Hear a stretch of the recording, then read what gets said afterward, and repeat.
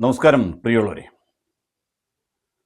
നമ്മുടെ സംസ്ഥാനത്തുണ്ടായിട്ടുള്ള ഏറ്റവും വലിയ സ്വർണ്ണ കുംഭകോണമെന്നോ കൊള്ളയെന്നോ ഒക്കെ അല്ലെ അമ്പലക്കൊള്ളയെന്നൊക്കെ പറയാൻ പറ്റുന്നതാണ് ശബരിമല സ്വർണ്ണക്കൊള്ള. ശബരിമല സ്വർണ്ണക്കൊള്ള കണ്ടുപിടിച്ചത് പത്തനംതിട്ട ജില്ലയിലെ പന്തളം തെക്കേക്കര പഞ്ചായത്തിൽ ജനിച്ചു വളർന്ന ജില്ലാ ജഡ്ജിയായിരിക്കുന്ന ജയകൃഷ്ണ സാറാണ്.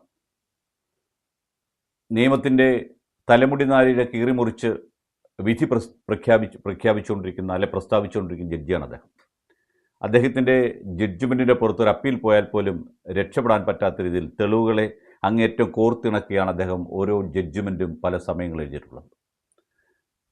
സാഹചര്യ തെളിവുകൾക്കും അപ്പുറം പ്രതിയുടെയും വാദിയുടെയും വാദങ്ങൾക്കും അകലെ പ്രതിയും വാദിയും ആരാണ് സത്യമെന്ന് കണ്ടെത്താൻ പോലും അദ്ദേഹം തൻ്റെ ഔദ്യോഗിക ജീവിതത്തിൽ ശ്രമിക്കാറുണ്ട്.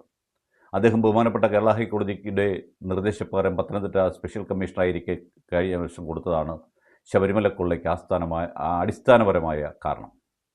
ആ കൊള്ളയും കഴിഞ്ഞ് CPM-ൻ്റെ പല നേതാക്കന്മാരും അകത്താവുകയും പല പോലീസ് ഓഫീസർമാരുടെ അച്ഛൻ ഉൾപ്പെടെയുള്ളവർ അകത്താവുകയും ചെയ്തു. ഭരണം പോയി, ഞാൻ നേരത്തെ സൂചിപ്പിച്ച പോലെ പിണറായിയുടെ തിമിരവും പോയി.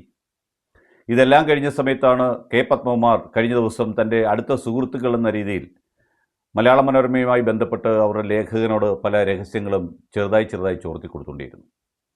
പാർട്ടി അയാൾക്കാരെ നടപടിയെടുക്കാൻ പോകുന്നു, പാർട്ടിയിൽ നിന്ന് അയാളെ മാറ്റാൻ പോകുന്നു എന്നൊരു ധ്വനി സമൂഹത്തിൽ പഠന സമയത്താണ് പത്മകുമാർ ഇങ്ങനെ നിലപാടെടുത്തത്.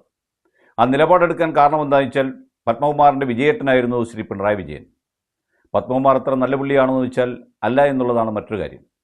2012 കാലഘട്ടത്തിൽ കുബേരയും ഒക്കെ വരുന്നതിന് മുമ്പ് 2008-9 കാലഘട്ടങ്ങളിൽ CPM-ൻ്റെ പത്തനംതിട്ട ജില്ലയിലെ നേതാവെന്ന നിലയിൽ കോട്ടയം ജില്ലയിലെ പ്രമുഖമായൊരു ബ്ലേഡ് കമ്പനിക്ക് വേണ്ടി വിടുപണി ചെയ്തിട്ടുണ്ട് ഇയാൾ എന്നുകൂടി നമുക്ക് കൂട്ടിച്ചേർത്ത് വായിക്കേണ്ടിയിരിക്കുന്നു. അങ്ങനെ ഒരാളിനെ ശബരിമലയിലെ ദേവസ്വം ബോർഡിൻ്റെ പ്രസിഡൻ്റാക്കി വെച്ചത് പിണറായി വിജയൻ ശബരിമല കൊള്ളയടിക്കാൻ വേണ്ടി ആയിരുന്നുവെന്ന് അയാൾക്കൊരു പക്ഷേ എപ്പോഴെങ്കിലുമൊക്കെ മനസ്സിലായിട്ടുണ്ടാകുമെന്നാണ് മനസ്സിലാക്കേണ്ടത്. അതാണ് അദ്ദേഹം ദൈവതുല്യനായി കാണുന്ന വിജയേട്ടൻ ഇങ്ങനെ പറഞ്ഞത്.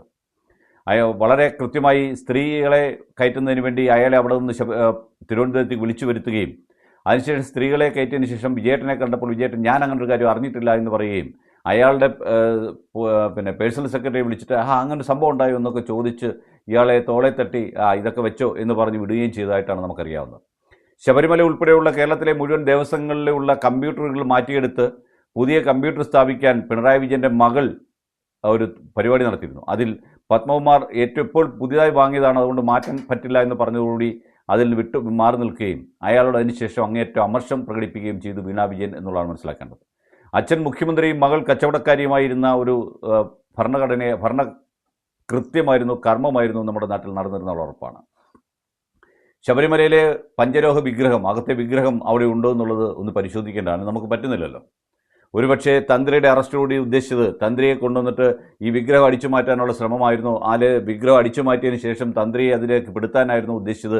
അതായിരിക്കും വാജീവാഹനം ഉൾപ്പെടെയുള്ള കാര്യങ്ങളെ ഉൾപ്പെടുത്തിക്കൊണ്ടും കോൺഗ്രസ്സുകാർ ഉൾപ്പെടെയുള്ളവർ അതിൽ ദേവസ്വം ബോർഡിൻ്റെ പ്രസിഡന്റും മെമ്പർമാരുമായിരുന്നവരെല്ലാം തന്നെ കള്ളന്മാരാണെന്ന് വരുത്തി തീർക്കാനും പോരുന്നെങ്കിൽ ഇവരോട് എൻ്റെ കൂടെ പോരട്ടെ എന്നതിലുള്ള നടപടിയായിരുന്നു SIT-യെ കൊണ്ടും മറ്റും പിണറായി വിജയൻ അതാത് സമയങ്ങളിൽ ചെയ്യിച്ചുകൊണ്ടിരുന്നതും ഓരോ തുണ്ടുകളായി വെളിയിലേക്ക് ഇട്ട ഫോട്ടോകളും നമ്മൾ മനസ്സിലാക്കണം.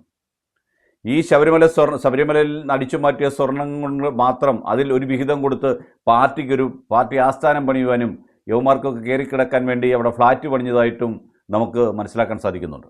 എന്തായാലും പത്മകുമാർ വിളിച്ചു പറയാൻ പോകുന്ന സത്യങ്ങൾ എന്താണെന്ന് മനസ്സിലാക്കിക്കൊണ്ട് പിണറായി വിജയൻ പെട്ടെന്ന് തന്നെ സടകുടഞ്ഞെഴുന്നേറ്റ് വന്നിട്ട് അയാൾക്കെതിരെയുള്ള നടപടി വെറും സസ്പെൻഷനിലാക്കി നിർത്തി എന്നുള്ളതാണ് മനസ്സിലാക്കേണ്ടത്. ഒരു കേഡർ പാർട്ടിയുടെ ദയനീയമായ അവസ്ഥയാണിത്. അടിമുടി അഴിമതിയും സ്വജനപക്ഷവുമായിരുന്നു ആ പാർട്ടി ഭരിക്കുന്ന സമയത്ത് നാട്ടിലുണ്ടായിരുന്നു എന്നുള്ളതാണ് നമ്മൾ മനസ്സിലാക്കേണ്ടത്.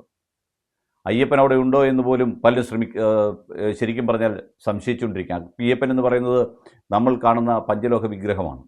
ആ പഞ്ചലോഹ വിഗ്രഹത്തിന് എന്തെങ്കിലും മാറ്റം വരുത്തിയിട്ടുണ്ടോ, അല്ലെ അത് തന്നെ അടിച്ചു മാറ്റിക്കൊണ്ട് പോയെന്നാണ് പല ഭക്തരും ചോദിച്ചുകൊണ്ടിരിക്കുന്നത്. വിജയമല്യ സ്വർണം പ്ലേറ്റ് ചെയ്ത സമയം മുതൽ, പ്ലേറ്റ് ചെയ്യാന്ന് വെച്ചാൽ സ്വർണ്ണ പാളികൾ അതിൽ ഘടിപ്പിച്ച നാൾ തൊട്ട് പിണറായി വിജയൻ അതിനെ ആഗ്രഹിച്ചിരുന്നു എന്നുള്ളതാണ് നമ്മൾ മനസ്സിലാക്കേണ്ടത്. മൂന്നാം ഊഴം കൊണ്ട് അയാൾ ഉദ്ദേശിച്ചത് ഈ കേസുകളെല്ലാം തന്നെ വാർണിഷ് അടിച്ച് അല്ലെങ്കിൽ വാഷ് ഔട്ട് ചെയ്യാൻ വേണ്ടിയായിരുന്നു അയാൾ മൂന്നാം ഊഴത്തിന് വേണ്ടി ശ്രമിച്ചത്. അതുകൊണ്ടാണ് ഞാനല്ലാതെ ആരുണ്ട് ഇതൊക്കെ ചെയ്യാനെന്ന രീതിയിൽ മറ്റാരുണ്ട് LDF അല്ലാതെ എന്ന് അദ്ദേഹം ചോദ്യം ഉയർത്തിക്കൊണ്ട് കേരളത്തിന് മുമ്പിൽ വോട്ടിന് നിന്നതെന്നുള്ളത് മനസ്സിലാക്കണം. പത്മകുമാർ എന്ന മനുഷ്യൻ്റെ ജീവൻ അപകടത്തിലാണ് എന്ന് നമ്മൾ ഓർക്കണം. പല പ്രമുഖരായ നടന്മാർക്കെതിരെയുള്ള അന്വേഷണങ്ങൾ വരുന്ന സമയത്ത് അതിൽ സാക്ഷി പറഞ്ഞ പലരും ദുരൂഹ സാഹചര്യത്തിൽ മരിച്ചു പോയിട്ടുള്ള സാഹചര്യത്തിൽ പത്മകുമാറിൻ്റെ ജീവൻ രക്ഷിക്കാനുള്ള ബാധ്യത സംസ്ഥാന സർക്കാർ ഏറ്റെടുക്കണം. അയാൾക്ക് കൊടുക്കുന്ന ആഹാരം, അയാൾ ട്രീറ്റ്മെൻറ്റ് എടുക്കുന്ന ആശുപത്രികൾ, അയാൾ പുറത്തു പോകുന്ന സമയത്ത് എന്ന് വേണ്ട സകലവിധ പ്രൊട്ടക്ഷനും പത്മകുമാറിൻ്റെ ജീവന് കൊടുത്തില്ല എങ്കിൽ ഒരുപക്ഷെ പത്മകുമാറും ഒരു സുപ്രഭാതത്തിൽ നമ്മുടെ നവീൻ ബാബുവിനെ പോലെ ഇല്ലാതാവുന്നൊരവസ്ഥയുണ്ടാകും. അത് സംസ്ഥാന സർക്കാരിൻ്റെ കരങ്ങളിലേക്ക് ഈ നമ്മൾ കെ പത്മകുമാറിനെ ഏൽപ്പിക്കുകയാണ് വേണ്ടത്. അതിനുള്ള കാര്യങ്ങൾ സംസ്ഥാന ഗവൺമെൻറ് ചെയ്യും എന്ന് നമുക്ക് ബലമായി വിശ്വസിക്കാം. അതാണ് സംഭവിച്ചുകൊണ്ടിരിക്കുന്നത്. അത് തന്നെയാണ് നമ്മൾ കണ്ടുകൊണ്ടിരിക്കുന്നത്. അതിന് ഭരണം വേണമെന്നൊന്നുമില്ല. ഭരണമില്ലേലും ഞങ്ങൾക്ക് ഇതൊക്കെ ചെയ്യാൻ അറിയാവുന്നവരായതുകൊണ്ട് മകളെയും മകനെയും മരുമകനെയും വിദേശത്തുള്ള നിക്ഷേപങ്ങളെയും സംരക്ഷിക്കുന്നതിന് വേണ്ടി അതും ചെയ്യുവാൻ മടിക്കാത്തവരുടെ കാര്യങ്ങളാണ് കഴിഞ്ഞ 10 വർഷം നമ്മുടെ നാട്ടിൽ നമ്മളെ ഭരിക്കാൻ വേണ്ടി ഭരണചക്രം തിരിച്ചിരുന്നതെന്ന് കൂടി ഓർമ്മപ്പെടുത്തുന്നു. നന്ദി, നമസ്കാരം.